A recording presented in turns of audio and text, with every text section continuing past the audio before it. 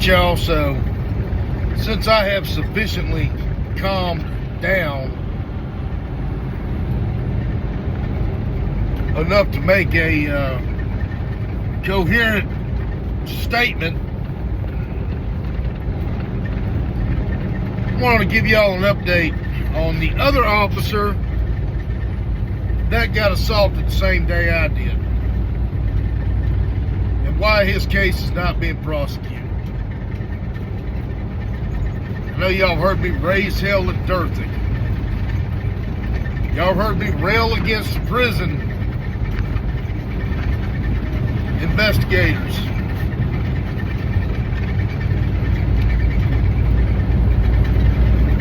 Well, there's another element. I spoke to a sergeant with the Findlay Post, the Ohio Highway Patrol, and I forget his name. If y'all know anything, I really suck at names. And I was driving when he called me, so I wasn't really able to write it down. And this was Friday, 2 days after court. Today's Monday that I'm doing this. So this was 2 days after court when I had this conversation with this sergeant who gave me a lot of insight on why Sherman's case did not get anywhere.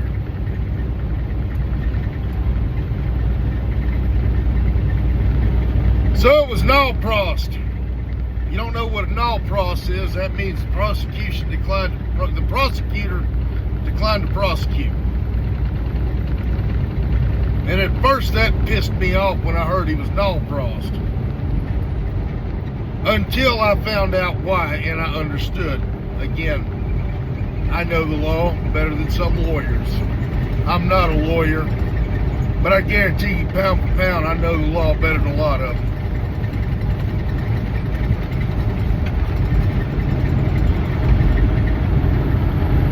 That being said,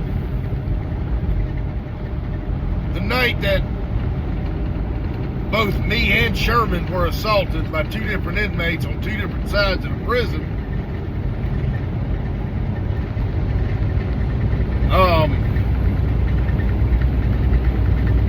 the Highway Patrol has told the prison, if it's bodily fluids, we got to collect it.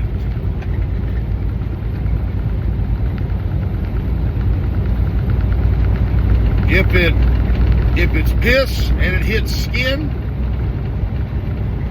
collect it with a towel and then turn that towel in as evidence.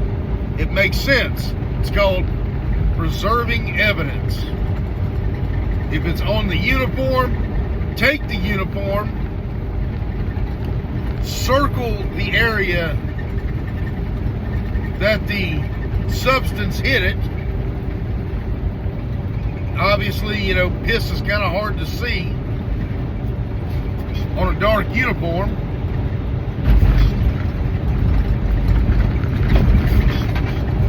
And then submit that as evidence so that they can take it to the crime lab and have it tested.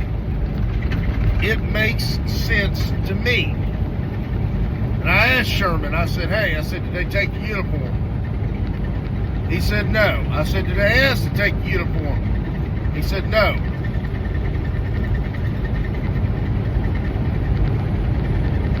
I don't know what they're teaching people in Ohio about preserving a crime scene. I know in Florida, we had to know it as correctional officers.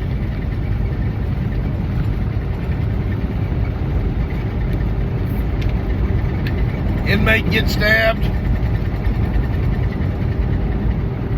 We preserve evidence as a crime scene. Preserve the scene, collect evidence. Cases of PREA. Damn, I get up north, my voice gets a little scratchy. Sorry, y'all, that time of year. Weather's changing, it's 40 degrees, and I need to go back south.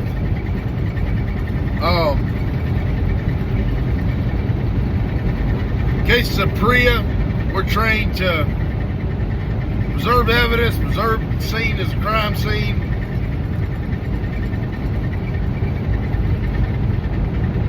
Body cam, you can tell that the inmate did something. And I've looked at the footage multiple times. Slowed it down, backed it up. You can tell the inmate did something, but you really can't tell what he did.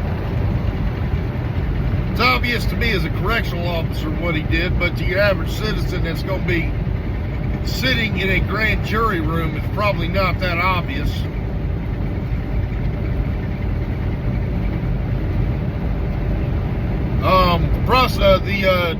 The sergeant told me that what they're supposed to do, like let's say you get piss on your shirt,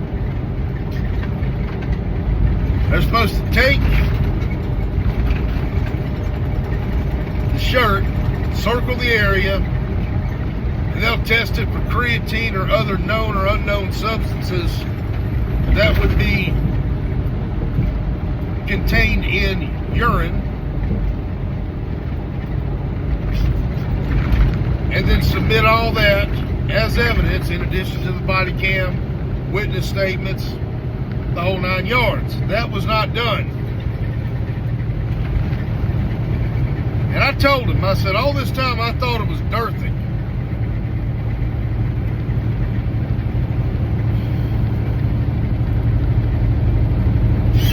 Because I don't trust Dorothy. I don't trust Dorothy from what he told me from our first conversation back in late August of 24. Where he told me that the Lucas County prosecutor will not prosecute if the guy's got more than 5 years left on a sentence. And then, of course, I was told by the prosecutor the same day, oh, that's not the case. Apparently, this sergeant has receipts. I may call him up today and ask for those receipts. I don't know why I didn't think about it Friday. But apparently he has alluded to him being in possession of correspondence regarding this policy from the Lucas County prosecutor. And apparently I'm the one that got the change. I guess they pissed off the right redneck.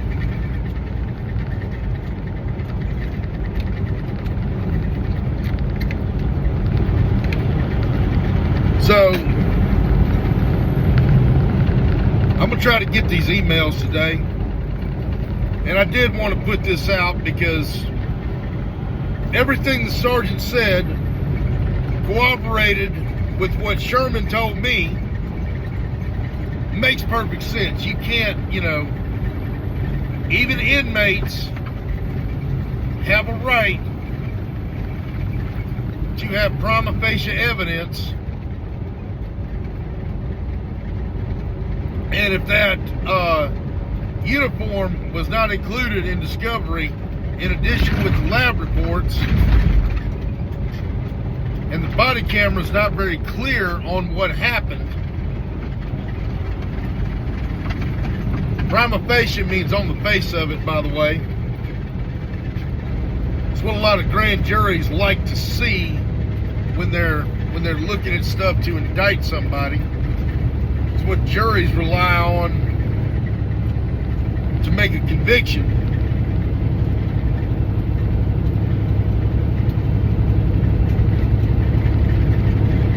I would say that his case was handled poorly at the prison and tanked a criminal prosecution. That's the fault of the white shirts at Toledo Correctional Institution who failed to collect the evidence properly.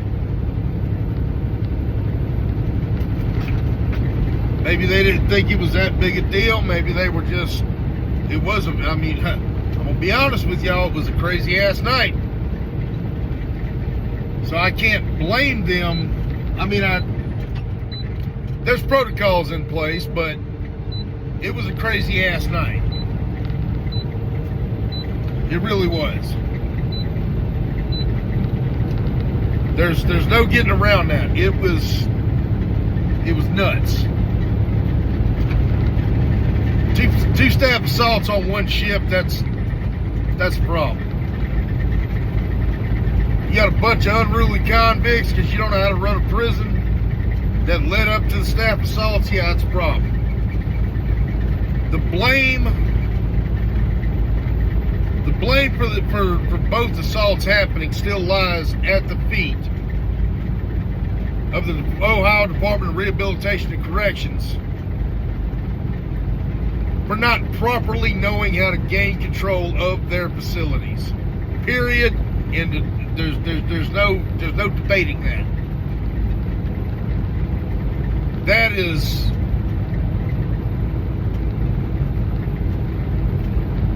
undisputed. Again, I've sent my body cam footage to those I worked with in Florida. And they have said, man, you give us about 15 minutes, we'd have that prison completely under control. And by God, these people mean it. But you can't do that because that's not what they want in Ohio.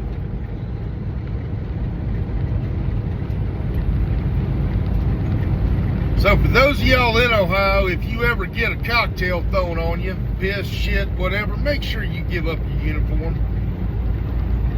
Make sure they bag it, tag it as evidence. Might as well carry a spare uniform in your car.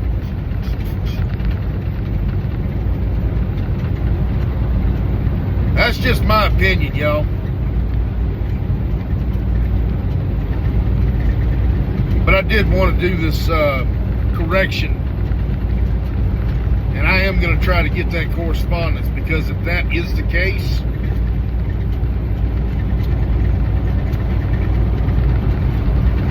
couple that with what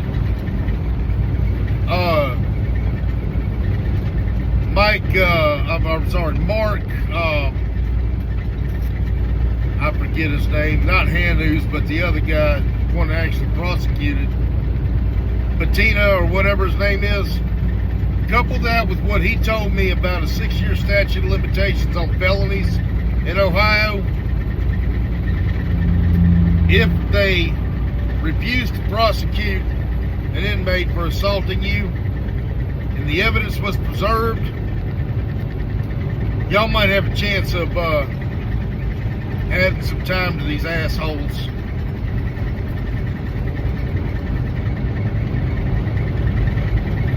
If that was the policy and you fell in that 5-year bullshit rule that for some reason nobody called them out. Now, I want to talk about this 5-year, if they got 5 years or more to prosecute, won't prosecute. Why did it take me to call them out? Where was the union? This right here falls on OCSCA. Where were y'all at? You mean y'all didn't know or didn't care? I am certain I am not the only CO who was assaulted and wanted that inmate prosecuted. If you tell me that, I'm going to call you a liar.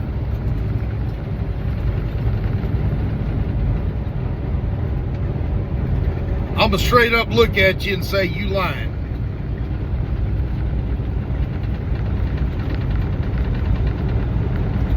You mean to tell me that nobody else is challenged? No union official has challenged the state, the county.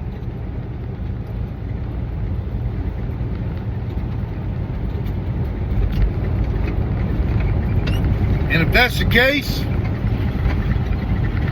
why not? What's your job if not protecting COs?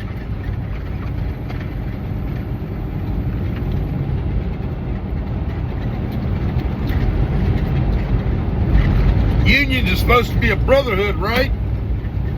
Are you not your brother's keeper?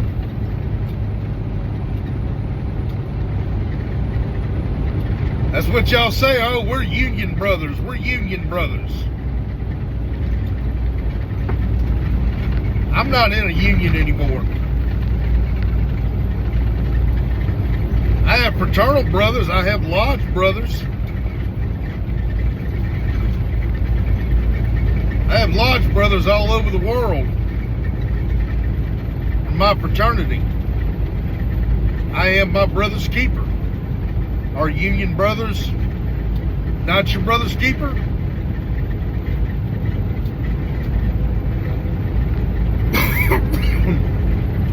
Just my thoughts.